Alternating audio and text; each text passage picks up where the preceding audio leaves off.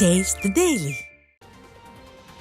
சென்னை எண்ணூரில் கடைகளை இரவோடு இரவாக இடித்து தள்ளிய மாநகராட்சி அதிகாரிகளை வியாபாரிகள் முற்றுகையிட்டதால் பெரும் பரபரப்பு ஏற்பட்டது. எண்ணூர் கத்திவக்கம் பஜாரில் உள்ள 3 கடைகளை ஸ்டாலின் வருகையை காரணம் காட்டி மாநகராட்சி அதிகாரிகள் உரிய முன்னறிவிப்பின்றியும் மாற்று இடம் ஏற்படுத்தி தராமலும் இடித்து தரைமட்டமாக்கியுள்ளனர்.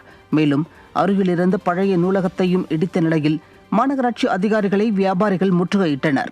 நூலகத்திற்கு அருகே அதிமுக மன்றம் உள்ள நிலையில் அதிமுகவினர் அங்கு குவிந்ததால் பரபரப்பு ஏற்பட்டது. கஞ்சா உள்ளிட்ட போதைப் பொருட்கள் விற்பனையை கட்டுப்படுத்த திராணியற்ற ஸ்டாலின் அரசு நடைபாதையில் உள்ள சிறு குறு வியாபாரிகளின் வாழ்வாதாரத்தை ஒடுக்குகிறதென வியாபாரிகள் குற்றம் சாட்டுகின்றனர்.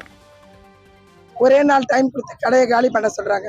ஒரே நாள் கடையை கொடுத்து காலி பண்ண சொன்னா 50-60 வருஷத்து கடையை எப்படி நாங்க காலி பண்ண முடியும்? எங்களுக்கு மறு கடை கொடுக்கணும், அதையும் ரெடி பண்ணி பேச மாட்டாங்க. அவங்களோட பேச்சு இன்னைக்கு ஒரு பேச்சு, நாளைக்கு ஒரு பேச்சா இருக்கு. மார்க்கெட்டுக்குள்ள கடை கட்டுறாங்க, எங்களுக்கு தருவீங்களா, நாங்க காலி பண்ணி தரோம்னா அதுவும் இல்லைன்றாங்க.